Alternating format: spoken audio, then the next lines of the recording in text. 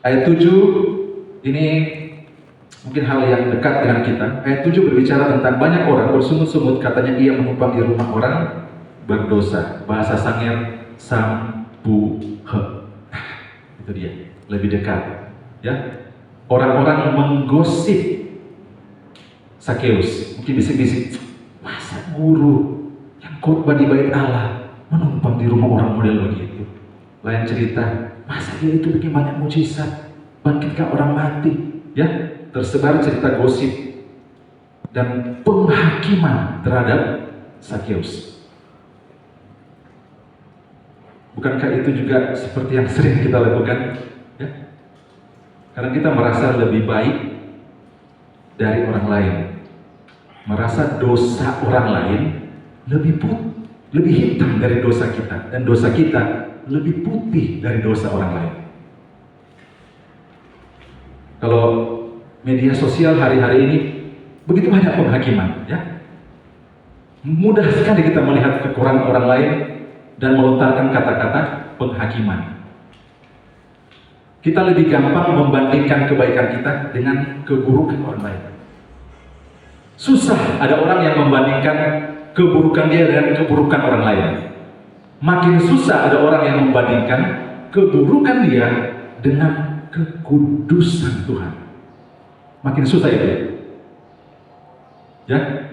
Jadi lebih mudah membandingkan kebaikan kita dengan keburukan orang. Susah membandingkan keburukan kita dengan keburukan orang. Tetap orang lain lebih buruk lah. Makin susah membandingkan keburukan kita dengan kekudusan Tuhan. Kalau ada orang yang melakukan yang ketiga tadi, membandingkan keburukan dia dengan kekudusan Tuhan, dia akan sulit menghakimi. Karena dia menyadari, dia pun orang berdosa. Tetapi ayat 7, semua orang, bukan 1-2 orang, ya, menghakimi Sakeus. Ayat 8, ini puncak dari cerita kita. Tetapi Sakeus berdiri dan berkata kepada Tuhan, apa?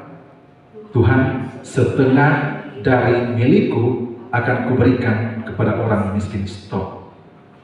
Berapa? Setengah dari, bukan setengah dari penghasilan, bukan setengah dari gaji, bukan setengah dari isi rekening, bukan setengah dari deposito, setengah dari milikku. 50%. Hukum Taurat mengajarkan perpuluhan. 10% dari penghasilan. Itu aja seberat sekali. Sakeus melakukan 50% dari hartanya. Ini orang salah hitung atau salah ucap atau apa ini orang? Dari seorang pejabat yang mengumpulkan harta dengan cara apapun, tiba-tiba menjadi seorang yang melemparkan semua hartanya, mengeluarkan semua hartanya 50% kepada rekan bisnis. Kepada siapa? Orang miskin. Ada potensi return enggak? Ada potensi balik modal enggak? Bukankah ini sebuah kemurahan hati yang luar biasa? Kalau kita kasih 50% harta kita kepada Sandiaga Uno lah, yang jago trading, ya, jago main saham. Sandiaga Uno, 50% kita harta tak kasih nih. Oke, siap, nanti 5 tahun lagi return sekian. Wih, happy, langsung hari ketiga, langsung pasang PIN, transfer. Tapi ini Sakeus memberikan 50% harta kepada orang miskin. Ada apa dengan Sakeus? Kenapa hatinya begitu cepat berubah? Dari pejabat yang mengumpulkan harta menjadi seorang yang membagi hartanya kepada orang miskin. Ada apa dengan hati Sakeus? Tidak sampai di situ. Apa selanjutnya? Dan sekiranya ada sesuatu yang kuperas dari seseorang, akan kukembalikan 4 kali lipat. Ini ceritanya hartanya tinggal setengah. Saya kira cukuplah, harta tinggal setengah ceritanya ini. Ini kalau istri Sakeus dengar, Dari dapur dia sotoki loyang. So boleh jo. Sudah lalu setelah itu. Ya, tapi tidak sampai di situ. Sekiranya ada yang kuperas, kukembalikan 4 kali lipat. Dengan harta yang tinggal setengah, saya jamin, detik itu Sakeus tiba-tiba mengalami penyusutan harta yang luar biasa. Tiba-tiba dari seorang pejabat yang hidup nyaman dengan segala macam fasilitas dan harta yang bergelimang, dia siap hidup apa adanya. Cukup. Saat kasih tanpa syarat datang di hatinya, tiba-tiba apa yang berpuluh-puluh tahun dia kejar dalam sekejap menjadi tidak berarti. Tiba-tiba Sakeus menyadari harta, jabatan, dan segala hal yang dia kumpulkan bertahun-tahun tidak pernah sebanding dengan cinta tanpa syarat yang diberikan Yesus kepada dia saat itu. Penerimaan cinta sejati membuat Sakeus memberikan seluruh harta kepada orang miskin dan kepada orang yang dia rampas 4 kali lipat. Saya percaya Sakeus tidak jatuh miskin, tapi memutuskan untuk hidup dengan cukup dan menikmati kebahagiaan bukan dari harta, tapi dari kasih Allah. Itu yang menjadi keputusan Sakeus. Bapak Ibu yang diberkati Tuhan, kita semua bekerja setiap hari, punya cita-cita, naik golongan, naik jabatan, naik pangkat, ya, dapat posisi bagus, kumpulkan sebanyak mungkin, karena mungkin ada rencana ke depan. Tapi ingatlah, dari cerita ini kita belajar, jangan meletakkan kebahagiaan pada hal-hal tersebut. Harusnya Sakeus sudah hidup bahagia dengan apa yang dia capai. Jabatan, harta, hidupnya bahagia, harusnya. Tapi di puncak karir dia merasa kekosongan. The emptiness of the top. Kekosongan saat ada di puncak karir. Banyak dialami oleh orang banyak. Ya, sejak dari awal kita berusaha untuk naik karir, ya, naik jabatan dengan segala macam hasrat. Toh nantinya ketika kita ada di puncak, kita pasti mengalami kekosongan. Selama kita salah menempatkan sumber kebahagiaan kita kepada apa yang kita kejar tadi. Saya punya teman, dia sukses, dia berhasil. Kemarin dia beli mobil mewah, ya, merek Eropa. Terus dia telepon curhat, bro, kenapa ya? Kenapa? Kita sebeli mobil mewah, merek Eropa, keren, tapi kebahagiaan kita hanya bertahan 1 bulan. Terus setelah 1 bulan kita rasa ini Avanza, rasanya sama, ya. Toh juga dari ujung ke ujung sampai buka pintu tutup pintu selesai.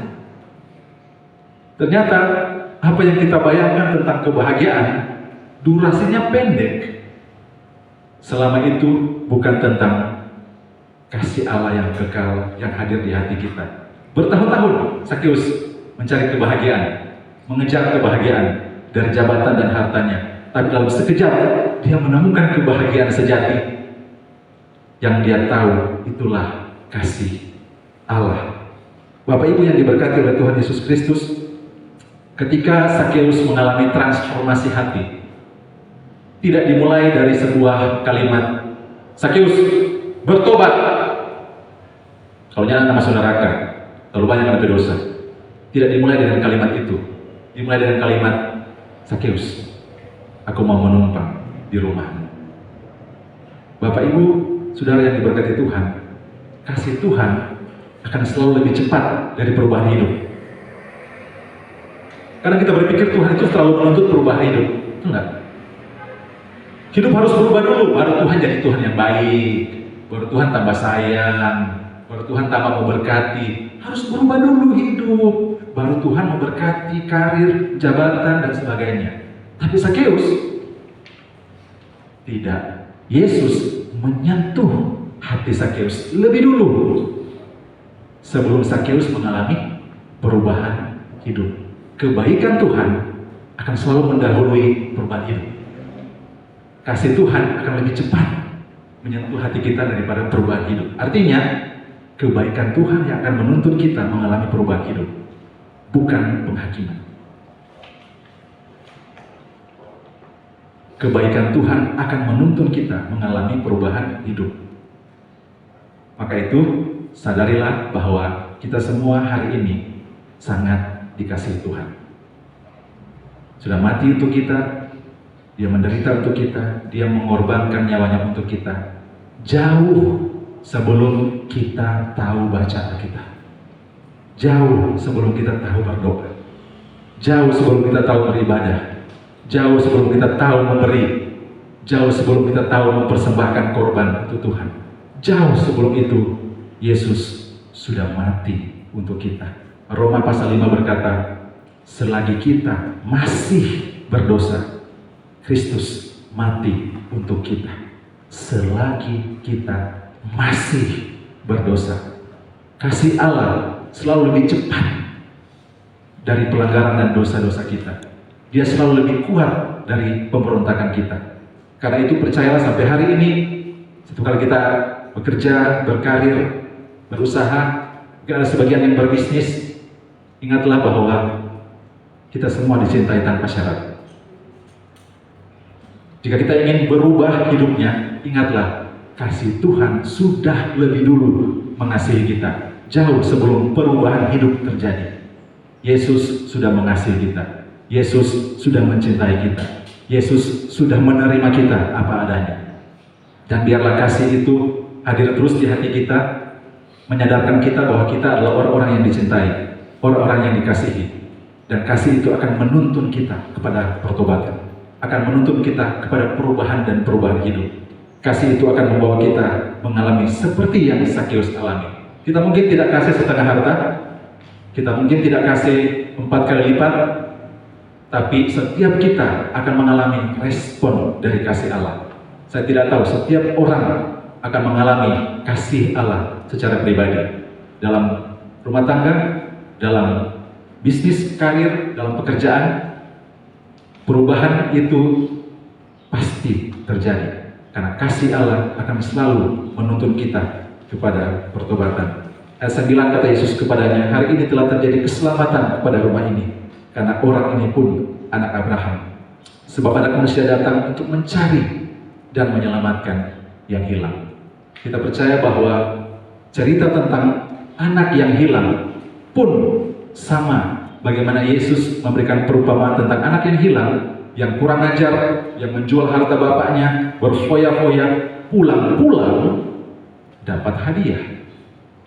Ya, dikasih baju yang bagus, kasut yang bagus, cincin yang terbaik, dibikinkan pesta oleh bapaknya. Dan selalu akan ada anak sulung yang marah-marah. Kenapa hal itu terjadi? Penghakiman akan berjalan berdampingan dengan kasih karunia. Setiap kali teman-teman menyadari kasih Allah, akan ada 1-2 orang yang mencemooh mungkin, yang akan menghakimi mungkin. Tapi tetaplah berpegang teguh kepada kasih Allah kepada kita. Ya, jangan dengar omongan haters. Kita percaya kasih Tuhan lebih hebat dari omongan haters. Dia jauh lebih kuat mengasihi kita, dan Tuhan tidak pernah gagal mengasihi kita. Ketika kita menyadari kasih Allah, maka kita menyadari hidup kita akan mengalami perubahan demi perubahan karena tuntunan dari kasih Allah. Tuhan memberkati firman-Nya, kiranya kita semua tetap ada dalam awareness atau kesadaran kita dicintai tanpa syarat. Amin.